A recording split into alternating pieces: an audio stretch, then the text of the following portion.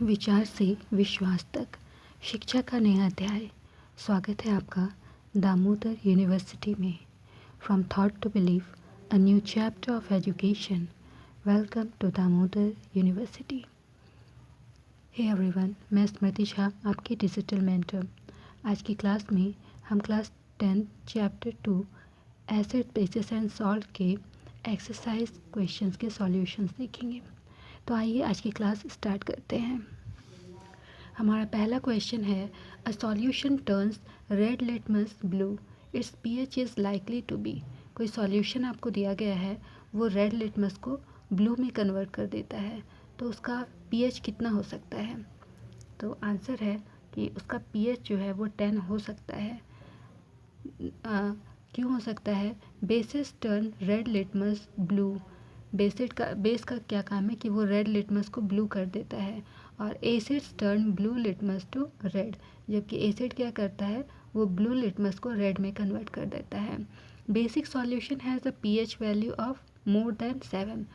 कोई भी basic substance होता है उसका पीएच वैल्यू 7 से ज़्यादा होता है। Since the solution turns red litmus blue, its pH is likely to be 10। तो क्योंकि सॉल्यूशन जो है वो क्या कर रहा है, रेड लिटमस को ब्लू में चेंज कर रहा है, तो 7 से ज़्यादा पीएच किसका है? 7 से ज़्यादा सिर्फ यहाँ एक ही नंबर दिख रहा है 10, इसीलिए इसका पीएच वैल्यू कितना होगा? 10 होगा।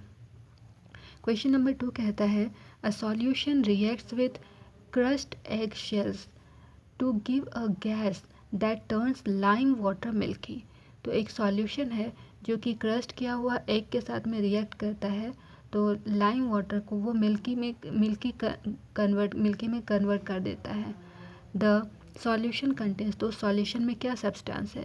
तो उस सॉल्यूशन में क्या हमारा है? HCl, हाइड्रोक्लोरिक एसिड प्रेजेंट है। इसी वजह से हमारा जो लाइम वाटर है वो मिल्की लाइम वाटर में चेंज हो जाता है सॉल्यूशन। क्वेश्चन नंबर 3 कहता है, 10 ml of a solution of NaOH is found to be completely neutralized by 8 ml of a given solution of HCl। तो 10 ml सॉल्यूशन NaOH का था, और उसमें जब 8 ml HCl का मिलाया गया तो जो सॉल्यूशन था वो न्यूट्रलाइज हो गया। If we take 20 ml of the same solution of NaOH, तो हम सेम सॉल्यूशन लेते हैं NaOH का, लेकिन यहाँ पर अमाउंट बढ़ा देते हैं, वो 20 ml लेते हैं। The amount of HCl solution required to neutralise it will be. तो हमें कितने HCl के अमाउंट की ज़रूरत होगी ताकि हमारा जो सॉल्यूशन है वो न्यूट्रलाइज हो जाएगा? तो आंसर है option number D, 16 millilitre. Question number 4 कहता है, which one of the following types of medicine is used for treating indigestion. तो कोई भी कभी इनडाइजेशन हो जाता है तो उसमें कौन से मेडिसिन का हम लोग यूज़ करते हैं? तो हम लोग किसका यूज़ करते हैं? हमने बहुत बार टॉपिक में पढ़ा था, antacids. Point number C, antacids का यूज़ करते हैं हम लोग इनडाइजेशन को ट्रीट करने के लिए। नेक्स्ट क्वेश्चन कहता है, क्वेश्चन नंबर 5 है, write word equations and then balanced equations for the reaction taking place. तो हमारे पास में ये वर्ड में इक्वेशंस दिए हैं, तो इसका पहले आपको इक्वेशन बनाना है और उसको फिर बैलेंस करना है। तो पहला है, dilute sulphuric acid reacts with zinc granule. तो dilute sulphuric acid zinc granule के साथ में रिएक्ट करेगा तो क्या बनेगा? तो सबसे पहले लिखा है डाइल्यूट सल्फ्यूरिक एसिड, तो सल्फ्यूरिक एसिड और जिंक के साथ रिएक्ट कर रहा है, तो सल्फ्यूरिक एसिड प्लस जिंक हमने लिखा, तो हमारे पास में क्या बन रहा है? जिंक सल्फेट, और साथ में बनेगा हाइड्रोजन। तो ये वर्ड में इक्वेशन लिख दिया है हमने। अब इसको सिंबल में लिखेंगे और उसके बाद उसको बैलेंस करेंगे। तो सल्फ्यूरिक एसिड के लिए फार्मूला क्या होता है? H2SO4। जिंक के लिए फार्मूला होता है Zn, और सब्सटेंस क्या बना है? जिंक सल्फेट, जिसके लिए फार्मूला होता है ZnSO4, और हाइड्रोजन गैस बना है H2। तो ये इक्वेशन हमारा बैलेंस्ड है। दोनों साइड में आप देखेंगे कि इक्वेशन ये आपका बैलेंस्ड है, तो इसको बैलेंस करने की ज़रूरत नहीं है। क्वेश्चन नंबर 2 कह रहा है, dilute hydrochloric acid reacts with magnesium ribbon. तो डाइल्यूट हाइड्रोक्लोरिक एसिड, तो hydrochloric acid react with magnesium plus magnesium, तो क्या बनेगा सब्सटेंस आपका? मैग्नीशियम क्लोराइड और हाइड्रोजन गैस। तो इसको हम इक्वेशन के फॉर्म में सिंबल में लिखेंगे। तो हाइड्रोक्लोरिक एसिड के लिए क्या होता है formula?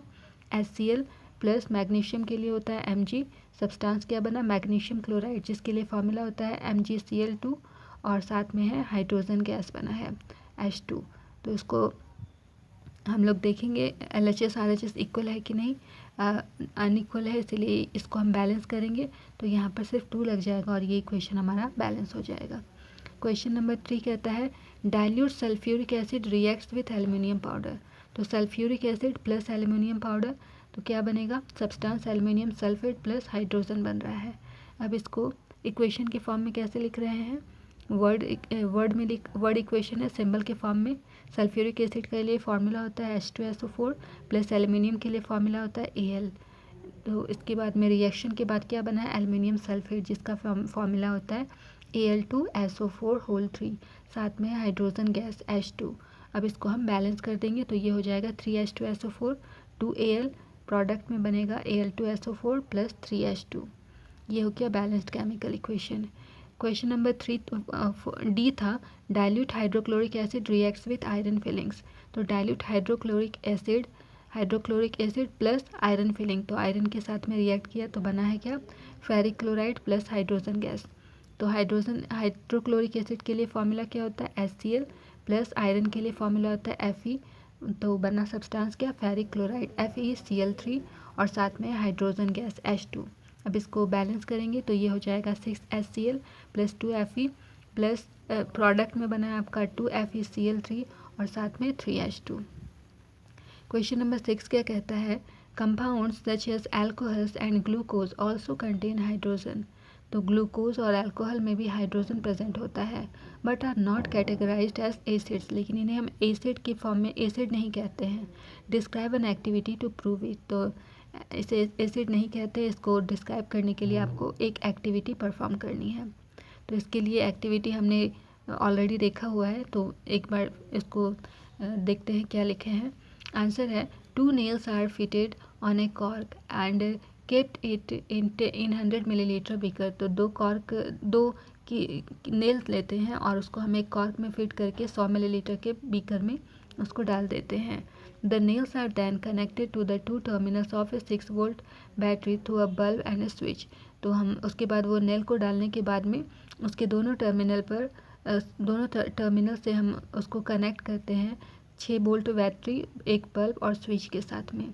Some dilute HCl is poured in the beaker and the current is switched on. उसके बाद में थोड़ा डाइल्यूट HCl उसमें हम डालते हैं बीकर में और उसके बाद में करंट को ऑन करते हैं। The same experiment is then performed with the glucose solution and alcohol solution. तो इसी एक्सपेरिमेंट को ग्लूकोज और अल्कोहल सॉल्यूशन के साथ में हम लोग रिपीट करते हैं। तो हम क्या देखते हैं observations. It will be observed that the bulb glows in the HCl solution and does not glow in the glucose solution। तो हमारा जो बल्ब है वो HCl सॉल्यूशन में तो ग्लो करता है, लेकिन हमारा जो ग्लूकोज सॉल्यूशन में है वो ग्लो नहीं करता है। तो ये हमारा था एक्सपेरिमेंट, इसको डायग्राम के फॉर्म में इस तरह से आपको दिखाना है। तो ये था हमारा बीकर जिसमें हमने नेल को डाला है, दोनों नेल, और दोनों को 6 वोल्ट की बैटरी, एक बल्ब और स्विच के साथ में कनेक्ट किया है, और बीकर में हमने डाइल्यूट HCl को डाला हुआ है और ये है रबर का क्रॉक। तो इसके बाद में एक सब्सटेंस में बल्ब ग्लो किया है, HCl जब हमने डाला है तो बल्ब ग्लो किया है, लेकिन वहीं पर जब हमने ग्लूकोज सॉल्यूशन यहाँ पर डाला है इस बीकर में तो यहाँ जो बल्ब है ये हमारा ग्लो नहीं कर रहा है। तो हमारा रिजल्ट क्या निकला है HCl dissociate into hydrogen plus ion and chlorine ion. तो HCl जब बीकर में था तो ये हमारा HCl जो है ये हाइड्रोजन आयन और क्लोरीन आयन में ये टूट गया। These ions conduct electricity in the solution resulting in the glowing of the bulb. इसी वजह से ये जो आयन में ये टूट गया तो इस आयन की वजह से ये जो हमारा जो सर्किट जो है ये कंप्लीट हो गया और यहाँ पर जो है इलेक्ट्रिसिटी इससे कंडक्ट हो गया। On the other hand the glucose solution does not dissociate into ions. तो ग्लूकोज सॉल्यूशन की बात करें तो ये आयंस में नहीं टूट पाए, therefore it does not conduct electricity, इसीलिए इनसे इलेक्ट्रिसिटी पास नहीं हो पाई, इलेक्ट्रिसिटी को ये कंडक्ट नहीं कर पाए। तो कंक्लूजन क्या निकला, from this activity it can be concluded that all acids contain hydrogen but not all compounds containing hydrogen are acids. तो इस एक्टिविटी से हम इसी कंक्लूजन पर पहुँचे कि जितने भी एसिड्स हैं उनमें हाइड्रोजन प्रेजेंट होता है, लेकिन जितने भी कंपाउंड्स हैं जो कि हाइड्रोजन कंटेन करते हैं वो जो है एसिड नहीं होते हैं। That is why though alcohols and glucose contain hydrogen, इसीलिए ग्लूकोज, अल्कोहल और ग्लूकोज में हाइड्रोजन तो प्रेजेंट है but they are not categorised as acids, लेकिन वो एसिड की कैटेगरी में नहीं आते हैं। अब आते हैं क्वेश्चन नंबर 7 में। क्वेश्चन नंबर 7 कहता है why does distilled water not conduct electricity whereas rain water does. तो डिस्टिल्ड वाटर इलेक्ट्रिसिटी कंडक्ट नहीं करता है, जबकि रेन वाटर इलेक्ट्रिसिटी का कंडक्टर होता है। ऐसा क्यों होता है?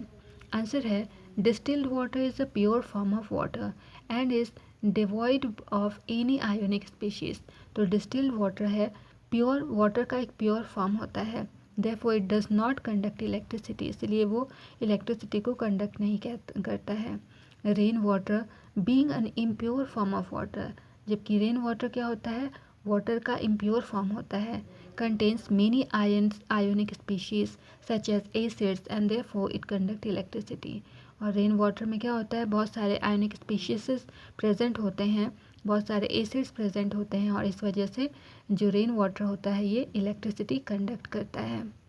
क्वेश्चन नंबर 8 कहता है why do acids not show acidic behaviour in the absence of water.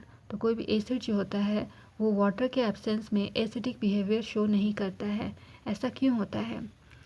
Answer है acids do not show acidic behaviour in the absence of water because the dissociation of hydrogen ions from N acid occur in the presence of water only. तो ऐसा इसलिए होता है क्योंकि hydrogen जो है, hydrogen अपने आयंस में आयंस में उसको टूटने के लिए क्या होता है? सिर्फ उसको वाटर की ज़रूरत होती है। अगर वाटर प्रेजेंट नहीं होगा तो उसके आयंस में वो टूटेगा नहीं। जब आयंस में वो टूटेगा ही नहीं तो इलेक्ट्रिसिटी कंडक्ट नहीं करेगा। It is the hydrogen ion that are responsible for the acidic behaviour.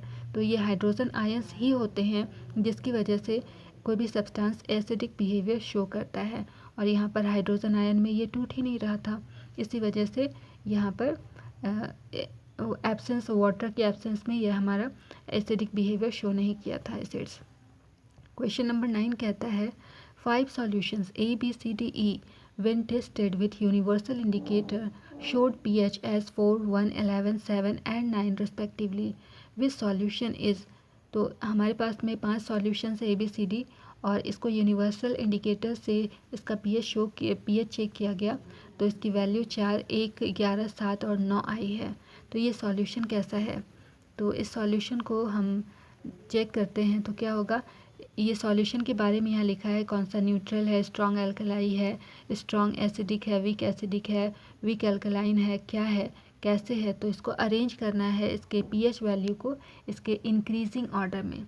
तो इंक्रीजिंग ऑर्डर में हमें अरेंज करना है। उसके लिए सबसे पहले हमारा जो सॉल्यूशन है ये D है, सॉल्यूशन है हमारा। एक है 7, ये 7 किसकी वैल्यू है? A B C D, D जो है हमारा D की वैल्यू 7 है। तो 7 किसकी वैल्यू होती है? 7 जिसकी वैल्यू होती है वो सब्सटेंस कैसा होता है? न्यूट्रल सॉल्यूशन होता है। वही लिखा है सॉल्यूशन D विद 7 pH, ये कैसा है? नेचर में न्यूट्रल सॉल्यूशन है। फिर है सॉल्यूशन हमारा C जो है जिसकी pH वैल्यू 11 है वो स्ट्रॉन्ग एल्कलाइन नेचर शो करता है। सॉल्यूशन B की बात करें तो इसका pH वैल्यू 1 है, ये स्ट्रांगली एसिडिक नेचर का है। सॉल्यूशन A की बात करें तो इसका pH वैल्यू 4 है, ये वीकली एसिडिक नेचर का है। और नेक्स्ट है सॉल्यूशन E जिसका pH वैल्यू 9 है, ये वीकली अल्कलाइन नेचर का है। तो इसे हमें अरेंज करना है। तो सबसे पहले कैसे अरेंज करेंगे? इंक्रीजिंग ऑर्डर में इसको अरेंज करना है। तो हमारे पास में सबसे ये न्यूट्रल वैल्यू है 7, 7 से कम है 4 और 4 से कम है 1। 7 से हमारा 7 से इधर बात करें तो सबसे बड़ा है, सबसे बड़ा कौन सा है, सबसे छोटा कौन सा है? 11 और उसके बाद में आता है 9। तो इस तरह से ये हमारा अरेंज हो गया है इंक्रीजिंग ऑर्डर में। कंसंट्रेशन ऑफ हाइड्रोजन का इंक्रीजिंग ऑर्डर में ये अरेंज हो गया है। क्वेश्चन नंबर 10 कहता है equal length of magnesium ribbons are taken in test tube A and B। तो A और B दो टेस्ट ट्यूब है जिसमें कि मैग्नीशियम रिबन जिसका कि इक्वल लेंथ है दोनों का, उसको इसमें प्लेस किया गया है। Hydrochloric acid is added to test tube A. Test tube A में हाइड्रोक्लोरिक एसिड डाला गया है, while acidic acid is added to test tube B. जबकि टेस्ट ट्यूब बी में एसिडिक एसिड को प्लेस किया गया, डाला गया है। In which test tube will the fizzing occur more vigorously and why. तो कौन से टेस्ट ट्यूब में फिजिंग बहुत ही ज़्यादा विगरसली अकर करेगा और क्यों करेगा? तो आंसर है the fizzing will occur strongly in test tube A. तो ए में फिजिंग ज़्यादा अकर करेगा strongly, in which hydrochloric acid is added. A में हाइड्रोक्लोरिक एसिड है। This is because HCl is stronger acid than CH3COOH। तो ऐसा इसलिए होता है क्योंकि HCl CH3COOH के कंपैरिजन में ज़्यादा स्ट्रॉन्गर एसिड है, and therefore produces hydrogen at a faster speed due to which fizzing occur। और इसी वजह से हाइड्रोजन गैस यहाँ पर ये फास्टर वे में प्रोड्यूस होती है और फिजिंग जो है यहाँ पर काफ़ी स्पीड वे में अकर होती है। क्वेश्चन नंबर 11 कहता है fresh milk has a pH of 6। Fresh milk का pH 6 होता है। How do you think the pH will change as it turns into curd. तो इसका ये अगर कर्ड में मिल्क चेंज हो जाता है तो इसका pH कैसे चेंज होगा? Explain your answer. The pH of milk is 6। Answer है कि मिल्क का pH 6 होता है। As it changes to curd the pH will reduce because curd is acidic in nature. तो जब मिल्क कर्ड में चेंज होगा तो इसका pH कम हो जाएगा क्योंकि जो कर्ड है वो नेचर में एसिडिक होता है। The acids present in it decreases the pH। और इसी वजह से क्योंकि ये एसिडिक नेचर का होता है और तो एसिड्स दही में प्रेजेंट एसिड की वजह से इसका जो pH है वो डिक्रीज़ हो जाता है यानी कम हो जाता है। क्वेश्चन नंबर 12 कहता है a milkman adds a very small amount of baking soda to fresh milk. तो एक मिल्क मैन है जो कि फ्रेश मिल्क में बेकिंग सोडा बहुत ही हल्के अमाउंट में ऐड कर देता है। क्वेश्चन नंबर 1 कहता है why does the shift of pH of the fresh milk from 6 to slightly alkaline. तो pH वैल्यू 6 से स्लाइटली अल्कलाइन क्यों हो जाता है? तो आंसर है the milk man shifts the pH of the fresh milk from 6 to slightly alkaline because in the alkaline condition milk does not set as curd easily। क्योंकि ऐसा इसलिए होता है क्योंकि अल्कलाइन कंडीशन में मिल्क जो है वो कर्ड के फॉर्म में इजीली नहीं कन्वर्ट हो सकता है। इसीलिए वो वहाँ पर क्या किया जाता है कि इसमें फ्रेश मिल्क में क्या कहते हैं इसको ऐड कर दिया जाता है, स्लाइटली अल्कलाइन बनाने के लिए बेकिंग सोडा ऐड किया जाता है। क्वेश्चन नंबर बी कहता है why does this milk take a long time to set as curd. तो ये जो मिल्क है कर्ड के फॉर्म में सेट होने में इसको ज़्यादा टाइम लगता है, ऐसा क्यों है? Since this milk is slightly basic. क्योंकि ऐसा मिल्क जो है ये स्लाइटली बेसिक फॉर्म का होता है, मतलब यूजुअल मिल्क के कंपैरिजन में स्लाइटली बेसिक फॉर्म का होता है। Acids produced to set the curd are neutralise by the base. और जो एसिड्स इसमें प्रेजेंट होता है ये बेस के साथ में न्यूट्रलाइज हो जाता है। Therefore it takes a longer time for the curd to set. और इसी वजह से इसको कर्ड को सेट होने में ज़्यादा टाइम लगता है। क्वेश्चन नंबर 13 कहता है plaster of Paris should be stored in a moisture proof container, explain why. तो प्लास्टर ऑफ पेरिस को स्टोर करने के लिए मॉइस्चर प्रूफ कंटेनर की ज़रूरत होती है, ऐसा क्यों होता है? आंसर है plaster of Paris should be stored in a moisture proof container because plaster of Paris, a powdery mass, absorbed water to form a hard solid known as gypsum। ऐसा इसलिए होता है क्योंकि प्लास्टर ऑफ पेरिस अगर water के contact में आ जाएगा तो ये एक हम जैसे ही मॉइस्चर के कांटेक्ट में आएगा तो क्या होगा, ये एक हार्ड सॉलिड सब्सटेंस जिसे कि जिप्सम कहते हैं तो वो जिप्सम में कन्वर्ट हो जाएगा। इसी से बचाने के लिए इसको मॉइस्चर प्रूफ कंटेनर में हम लोग रखते हैं। तो इसके लिए इक्वेशन है CaSO4 हाफ H2O। ये है प्लास्टर ऑफ पेरिस का फॉर्मूला और साथ में क्या है 1.5 H2O ऐड किए हैं तो ये बन गया है जिप्सम जो कि एक हार्ड सॉलिड सब्सटेंस है। फॉर्मूला है CaSO4 2H2O। क्वेश्चन नंबर 14 कहता है what is a neutralisation reaction, give 2 examples. Neutralisation reaction क्या होता है, इसके 2 एग्जांपल्स बताने हैं। आंसर है a reaction in which an acid and base react with each other to give a salt and water is termed as neutralisation reaction. तो ऐसा reaction जिसमें कि एसिड और बेस एक दूसरे के साथ में रिएक्ट करता है और रिएक्शन के बाद में सॉल्ट और वाटर का फॉर्मेशन होता है, उसे न्यूट्रलाइजेशन रिएक्शन कहते हैं। In this reaction energy is evolve in the form of heat. ऐसे रिएक्शन में एनर्जी जो है वो हीट के फॉर्म में इवॉल्व होती है। दो एग्जाम्पल हैं। पहला है NaOH जो एक बेस है, साथ में एसिड HCl ऐड हुआ तो हमारे पास सब्सटेंस क्या बन रहा है NaCl, ये एक सॉल्ट है, और साथ में वाटर बन रहा है H2O। दूसरा एग्जाम्पल है during indigestion we administer an antacid. तो जब हमें इंडाइजेशन हो जाता है तो इस केस में हम क्या करते हैं, एंटासिड को कंज्यूम करते हैं। तो the antacid neutralize the excess of acid and thus gives relief from indigestion। तो एंटासिड का क्या काम होता है, हमारा एक्सेस एसिड को ये न्यूट्रलाइज करने का काम करता है। तो इसके लिए फॉर्मूला क्या होता है, यूज हुआ है यहाँ पर MgOH2 magnesium hydroxide plus HCl 2HCl। तो ये सब्सटेंस क्या बना, MgCl2 प्लस 2H2O। तो ये हो गया हमारा सेकेंड इक्वेशन, सेकेंड जो हमारे पास में एग्जाम्पल लिखना था। क्वेश्चन नंबर 15 कहता है give 2 important uses of washing soda and baking soda. तो वॉशिंग सोडा और बेकिंग सोडा के 2 इम्पॉर्टेंट यूजेस लिखने हैं। तो आंसर है वॉशिंग सोडा का 2 यूज़ क्या है, it is used in glass soap and paper industry. Washing soda का यूज़ ग्लास सोप और पेपर इंडस्ट्री में किया जाता है। Second, it is used to remove permanent hardness of water. Washing soda का यूज़ वाटर के परमानेंट हार्डनेस को remove करने के लिए किया जाता है। नेक्स्ट है बेकिंग सोडा का 2 यूज़ लिखना है। बेकिंग सोडा का पहला यूज़ क्या है, it is used as baking powder. Baking soda का यूज़ बेकिंग पाउडर के फॉर्म में हम लोग करते हैं। Baking powder is a mixture of baking soda and mild acid known as tartaric acid. Baking powder क्या होता है, बेकिंग पाउडर बेकिंग सोडा और टार्टरिक एसिड का एक मिक्सचर होता है।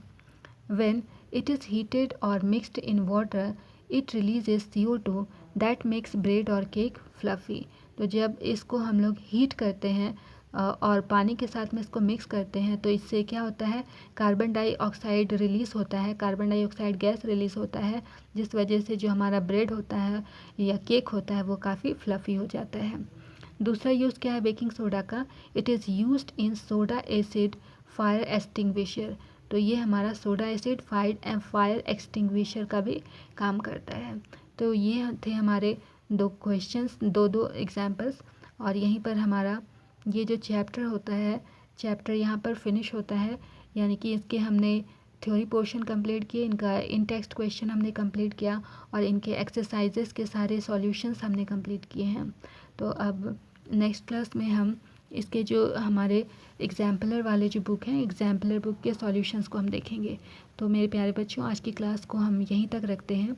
यदि कोई भी डाउट हो तो आप हमारे DU के कमेंट सेक्शन में अपना सवाल ज़रूर पूछें। मैं हर एक लर्नर को रिप्लाई देने की कोशिश करूँगी। Okay then, keep learning, keep growing only at DU। मिलते हैं अगली क्लास में। Bye bye.